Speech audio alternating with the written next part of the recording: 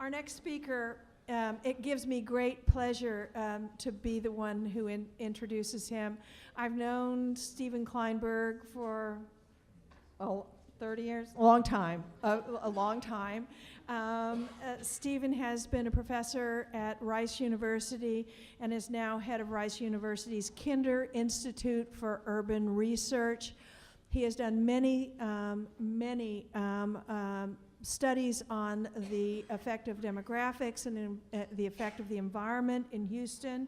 He's going to talk to us a little bit today about what he's been doing and what's upcoming. He has also done his research project with the Kinder Institute called the Houston Area Survey is fascinating, and he will tell us more about that today. He's a great guy with a wealth of knowledge about Houston, Texas.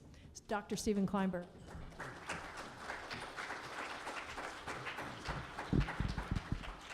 Well, thank you all so much. I'm fighting a cold, so bear with me and let me know if you're not hearing me well, and I'll try to speak up.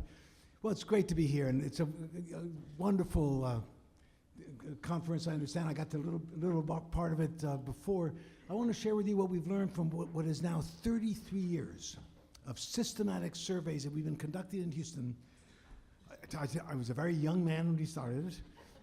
Houston was booming back in 1982. 1 million people moved to the city between 1970 and 1982. We were riding the oil boom. The price of a barrel of oil increased tenfold in value during the 1970s. This was boomtown America. It was also a city world famous for having imposed the least amount of controls on development of any city in the Western world. Who cares if it smells? It's a smell of money.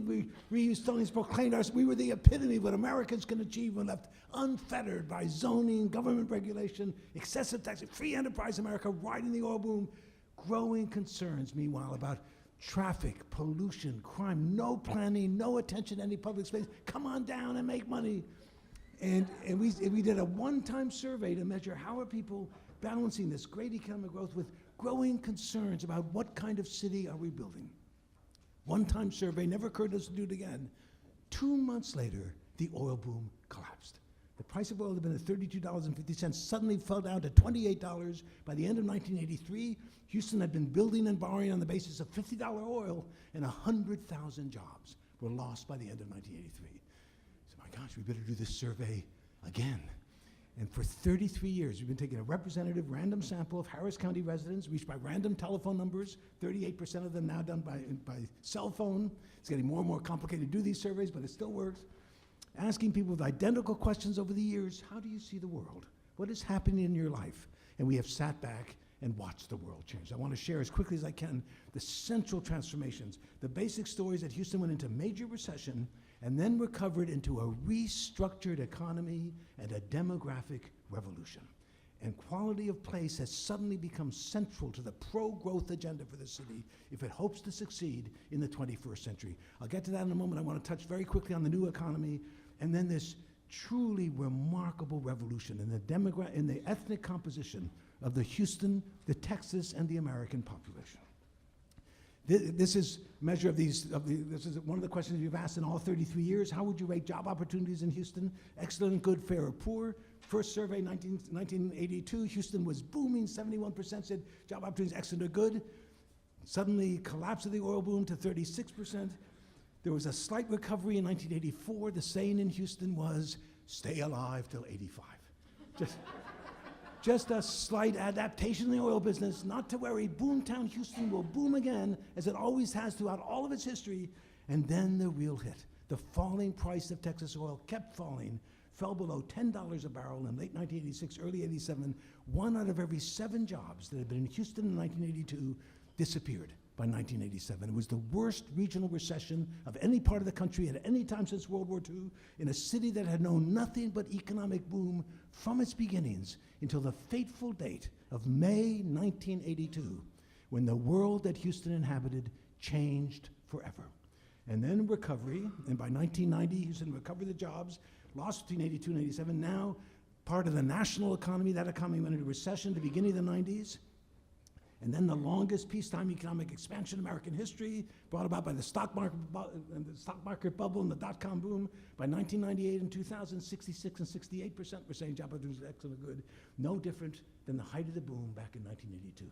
Recovery into a radically different economy. Then the recession of 2000, jobless recovery that followed, economic optimism eroding, coming back up, and then with the Great Recession dropping dramatically in 2010, 2011, and then increasing to 48% from 11 to 12, and increasing again to 58% between 2012 and 2013. Why is it going up? Because here are the official unemployment rates in Harris County, Texas, in February of each of the years of the surveys, and you can see the great upheavals that the Houston economy has gone through. The depths of the recession, 10.1% unemployment, and then another recession just before the great economic expansion in the 90s, another one in 2000, and then the last 4 years, 4.3, 6.6, 8.6%, 8.4%, and then a full percentage point drop to 7.3, another drop to 6.8. It's now 5.7% unemployment, a full percentage point below the national average. Houston is booming, everything looks fantastic. Forbes magazine named Houston the coolest city in America, and they did that in July of last year. But when you ask people in the privacy of their homes, how are you doing, you get a somewhat different story. So here are the people, and it got a little too fast here. This is how have you been doing financially the last couple of years? Things have been getting better, about the same, or worse.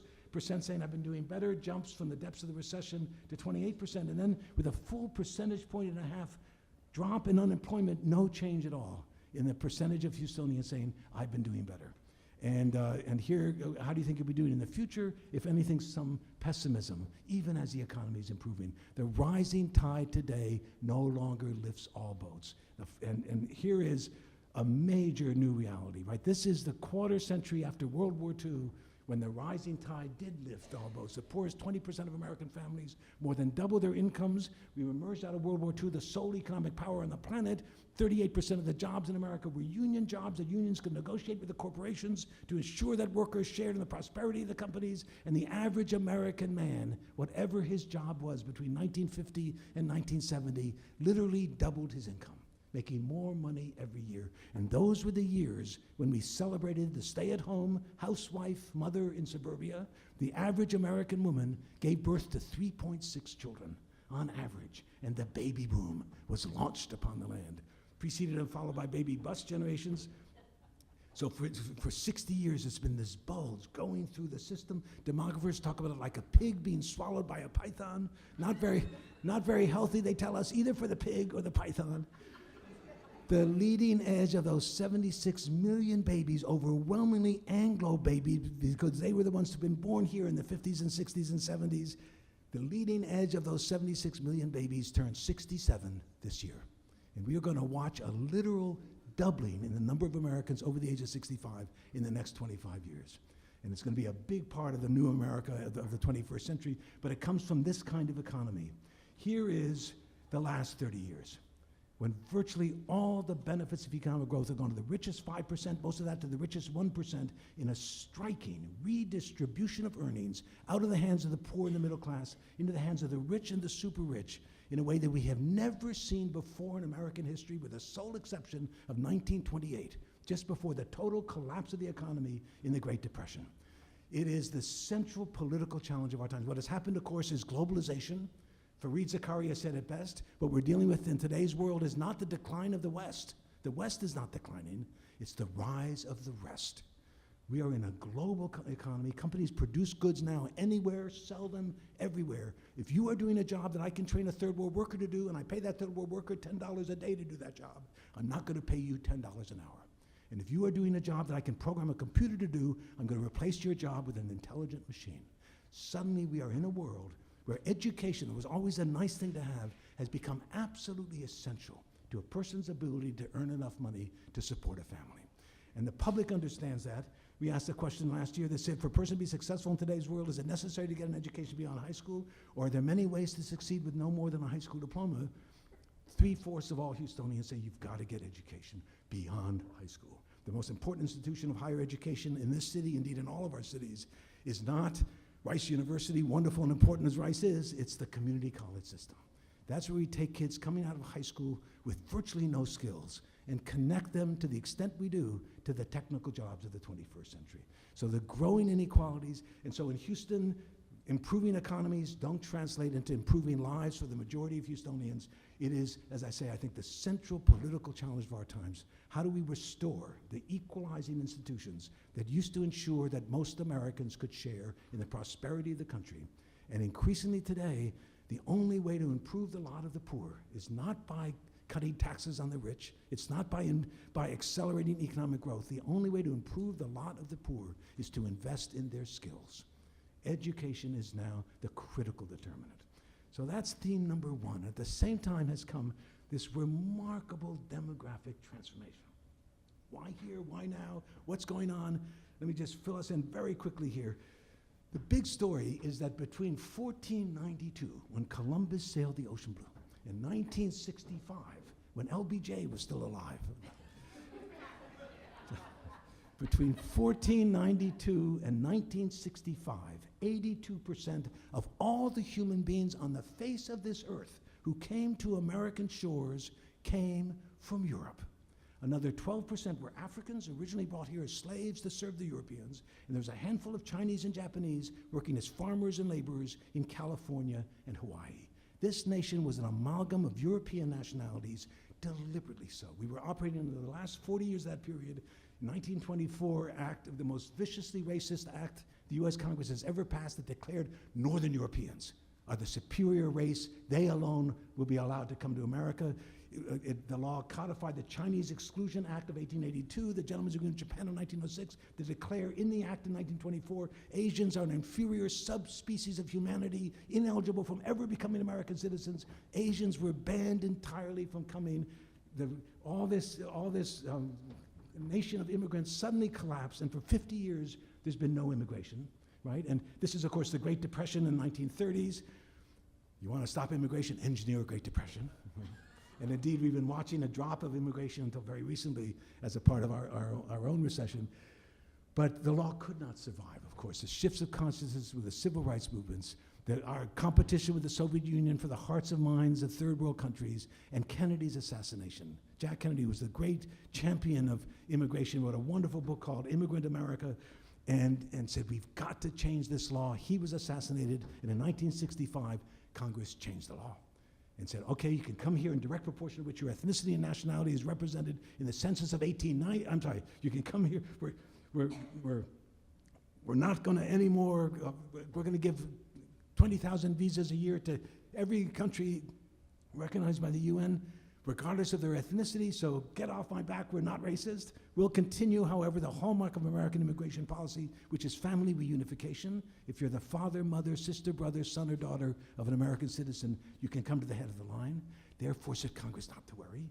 Ethnic composition of America isn't going to change. Besides, we think immigration has basically ended anyway. We're just getting this law off the books, but we're going to give preference to people related to those who are already here, so nothing will change. It added another provision that said, well, if you're a professional of exceptional ability, or if you have skills that are demonstrably needed in short supply, you too can come to the head of the line. And in its debates, Congress is saying, we need to open the door for some more British doctors, some more German engineers. It never occurred to anyone that there were going to be African doctors, Indian engineers, Chinese computer programmers who would be able for the first time in the 20th century to come to America. The law was changed in 1965 with the Hart-Celler Act. Has been called one of the great inadvertent acts that the U.S. Congress has ever passed. In a body known for its inadvertent acts and its unintended consequence, we thought nothing would change. Everything changed. During the 1960s, suddenly 3.5 million immigrants came to this country. Only 38% were from Europe. 1970s, about 5 million came, only 18% were Europeans. 1980s, 90s, and 2000s, about 10 million per decade. 88% coming from Asia, Latin America, Africa, and the Caribbean. And the United States, that throughout all of our history been an amalgam of European nationalities, is becoming a microcosm of the world. The first nation in history that can say we are a free people and we come from everywhere. And it's a remarkable change happening at the same moment as the American economy is fully integrated into a single global world economic system. America increasingly a microcosm of the world. Immigration is network driven. You go where you know people, so it's not happening at the same rate everywhere. There are two cities, Los Angeles and New York, that are, of course, the great immigration capitals of America. Still today, about 1/3 of all the foreign-born residents of the United States live in or around those two great cities, followed by lesser magnet gateway cities, San Francisco, Miami, Chicago, Houston, followed right after Houston by San Diego, Washington, D.C., Dallas, Boston, Atlanta, spreading out to every city and town across America. No city has been transformed as fully, as completely, as suddenly, as irreversibly as Houston, Texas. The story of Houston is that this city, throughout all of our history, was basically a biracial southern city dominated and controlled in an automatic, taken-for-granted way by white men. And during the oil boom years of the 60s and 70s, it was non-Hispanic whites, Anglos, pouring into Houston from everywhere else in the country. This is where the jobs were during the oil boom years. After that fateful date of 1982, when the oil boom collapsed, the Anglo population of Harris County stopped growing. And all the growth of this, the most rapidly growing city in America, all the growth has been the influx of African Americans, Latinos, and Asians. And this biracial southern city, dominated and controlled by white men, has become the single most ethnically diverse major metropolitan area in America. And here very quickly are the census figures. Here's the 30 years of the oil boom years. Anglos poured into Houston. By 1980, Houston had surpassed Philadelphia as the fourth largest city in America, overwhelmingly Anglo city, still 63% Anglo. Here are the last 30 years. The Anglo population drops. The African American population grows at about the same rate as the population as a whole, fueled by the great remigration, middle-class African Americans who went north, coming back to the southern cities, Atlanta first, Houston second, fueled by African immigration. African Americans have grown by about 20% per decade, surging populations of Latinos and Asians. And by 2010, Harris County is now 41% Latino, 33% Anglo, 18% African American, 8% Asian. So it's a truly remarkable shift. And what makes it the most ethnically diverse city in America is that Houston has a more even distribution among the four great communities of America than any of the other multi-ethnic melting pot cities. There are very few Asians in Miami. There are very few Hispanics in San Francisco. There are very few African Americans in Los Angeles. This is where the four communities meet. In greater balance, greater equality, all of us minorities, all of us called on to build something new under the sun, a truly successful, inclusive, equitable, multi-ethnic society that will be Houston and Texas and America in the 21st century. Let me just show you quickly some pictures. This is 1980 Harris County. In blue, there are 290 census tracts in Harris County. In blue are all the census tracts that were majority Anglo in 1980. In red is the 3rd Ward and the 5th Ward of the African American corridor, which is overwhelming, which is majority black. Keep your eye on this. It's not going to change for the next 40 years. The hyper-segregation of blacks in the inner city of Houston continues. Here was the Segundo Barrio, they called it, along the ship channel, where we had majority Latino and a very few census tracts with no majority. Okay, so very quickly, that's 1980. Here's 1990s, surging Latino population moving north and east. Surrounding the inner city are these census tracts with no majority. Here it is in 2000, and here it is today. Isn't that incredible? Houston's destiny, with no one having planned it, no one consulted with me before all these people came. Houston's destiny is to be at the center, at the forefront of the demographic transformation that is occurring across all of America, nowhere more clearly seen or more sharply articulated than in Houston, Texas. And here is one other quick demographic piece. I got babies on the left, old folks on the right. And here in 2010 is where the Anglos are. I report much to my chagrin. It's only when you reach people over 60 in all of Harris County that a majority of people are Anglos. And at each younger age group, the percentage of Anglos plummets. This is the baby boom right here, by the way, heading rapidly into retirement. As you go younger in age, the percentage of Anglos plummets. The percentage of non-Anglos surges. And you reach the young adults in Harris County, Texas, who are under the age of 20 across the entire county, not just HISD but the entire county of everybody under the age of 20 in Harris County, Texas today, 51% are Latino kids, 19% are African American, 8% are Asians, 22% are Anglos. So 2 things you can say with absolute certainty about the Houston future. Number 1, 70% of everybody under 20 is African American and Latino. The two groups overwhelmingly the most likely to be living in poverty. We know what poverty does to your ability to succeed in the public schools. It is a safe statement to make that if Houston's African American and Latino young people are unprepared to succeed in the knowledge economy of the 21st century, it is hard to envision a prosperous future for Houston. That is who we are and will be as the 21st century unfolds. And the other thing to say is that this is a done deal. Close the borders, build your fence.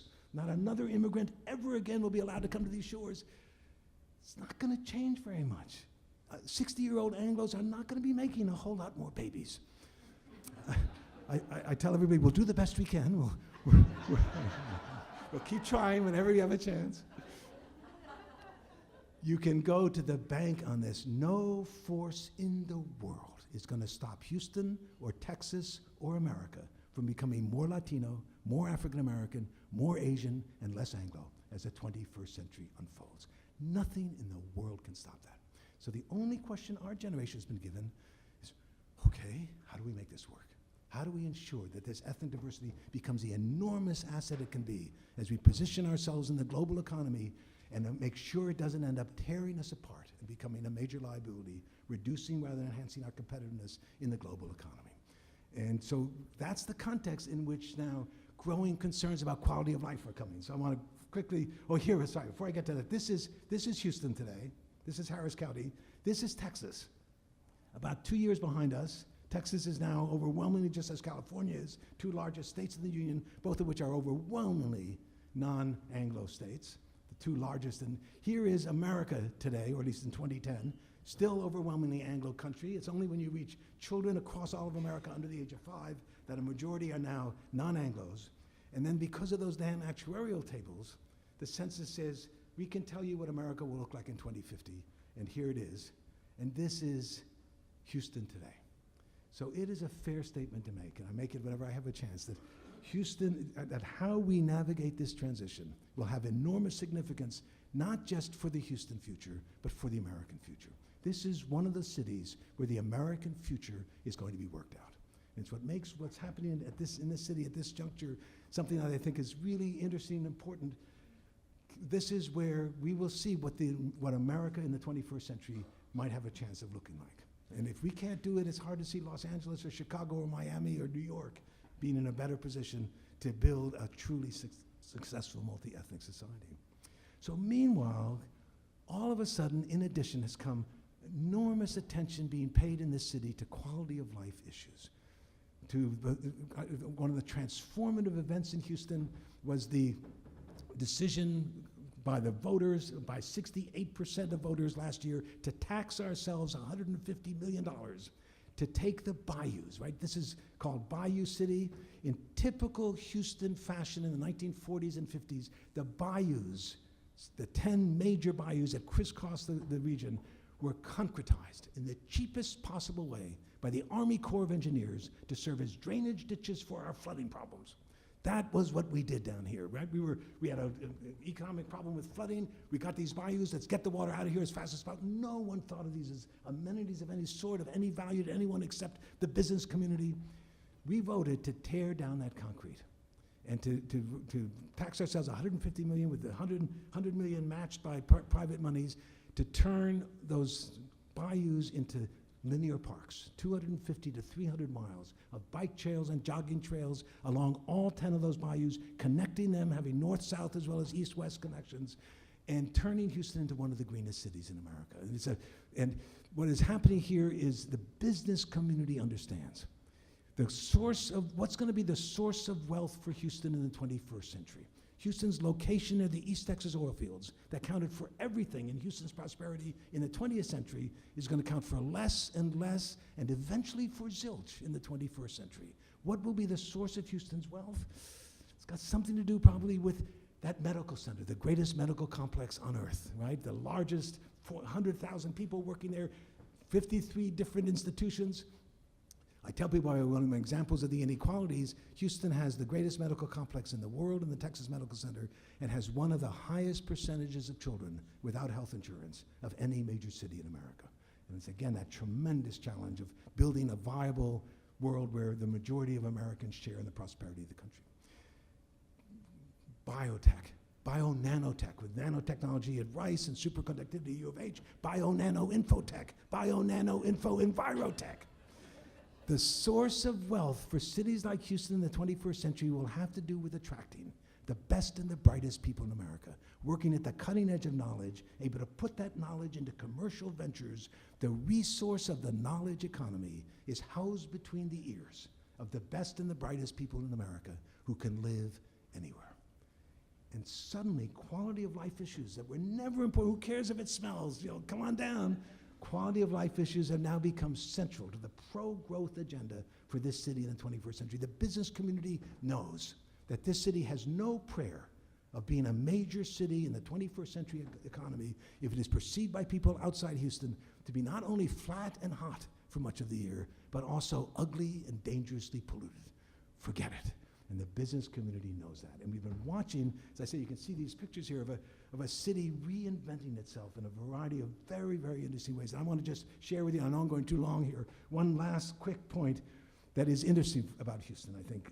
This is the single most spread out, least dense, most automobile-dependent city in America. Maybe not the most, but very close.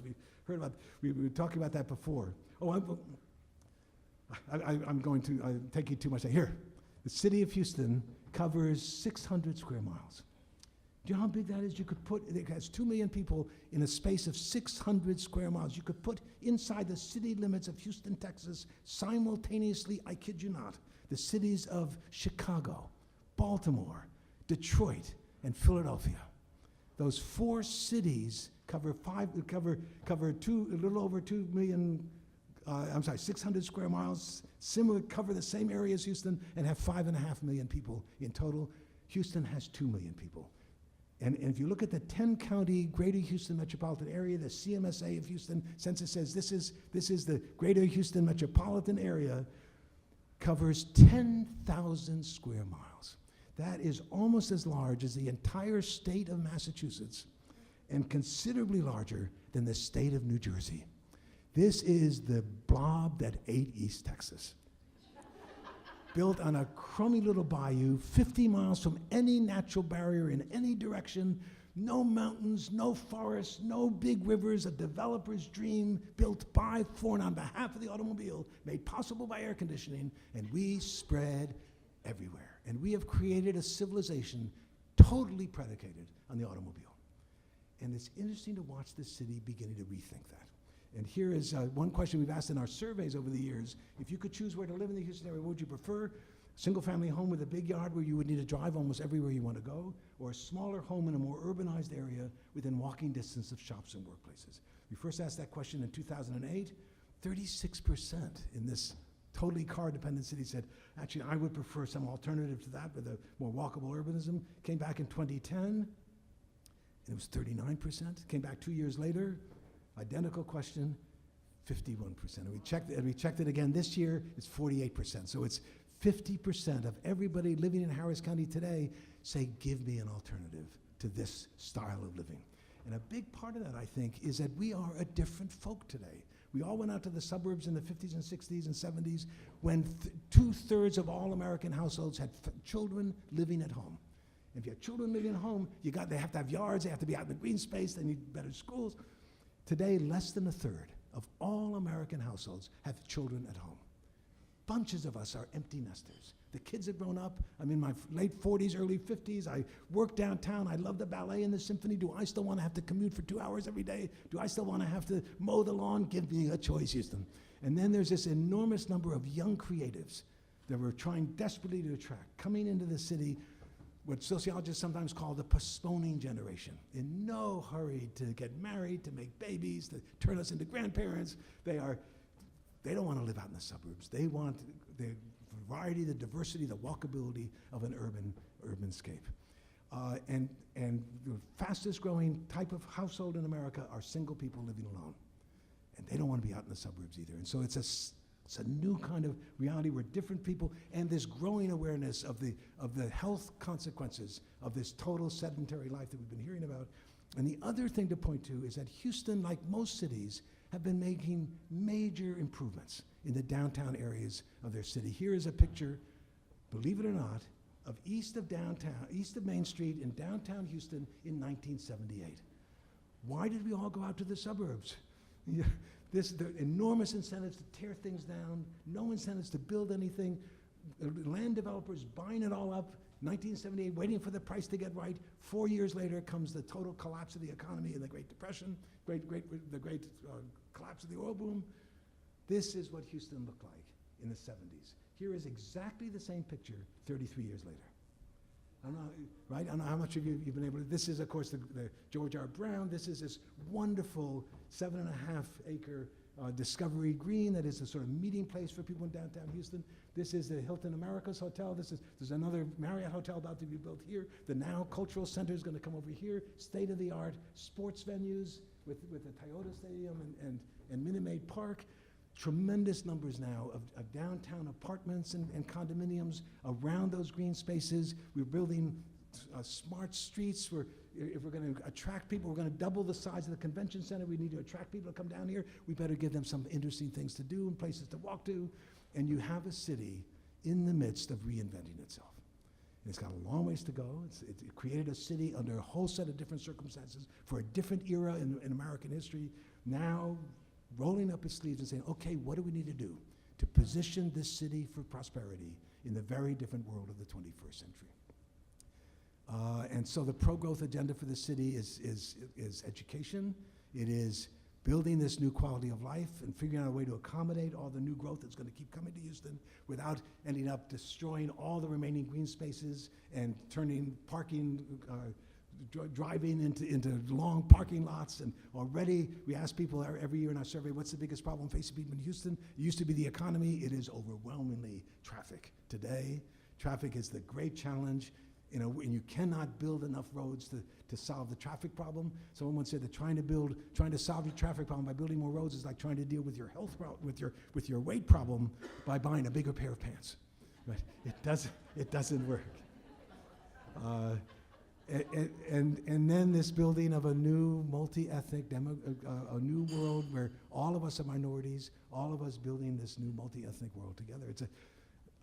What a great city to be a sociologist in, right? It's just, but what's happening in Houston is happening almost everywhere, and it's a central kind of sense of living at a time of really remarkable transformation. And many of the things that we had to fight for in the old era, my sense is, many of you know about the business community coming together in a way that they never would have 15 years ago in the Quality of Life Coalition, to say, let's bring public and private monies together to plant 1 million trees in this city. Let's tear down the billboards and turn this into a beautiful city. And the great challenge this is what I wanted. With prediction to be another 1 million people moving into Houston, another 3.5 million into the greater Houston metropolitan area in the next 20 years, 3.5 million coming here, 1 million in the city of Houston. Can we build a city that accommodates where Harris County now has 5 million instead of 4 million people, that is more beautiful, more healthy, more green, more attractive, more the kind of place that people would want to live. And Houston is clearly increasingly aware of that as the central challenge that it faces in preparing for success in the 21st century. Thank you all very much. Great pleasure to be here. Thank you.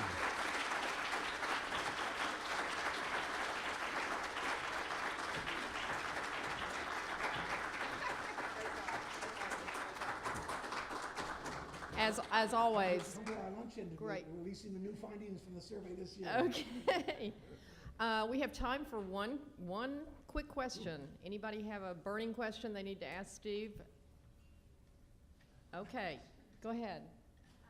You said that the percentage of people who wanted to live in urban areas, did you say it went down a little bit this year? Yeah, but within margin of error, right? We're doing a random sample of 1,000 people each year, so there's a margin of error of plus or minus 3.5%.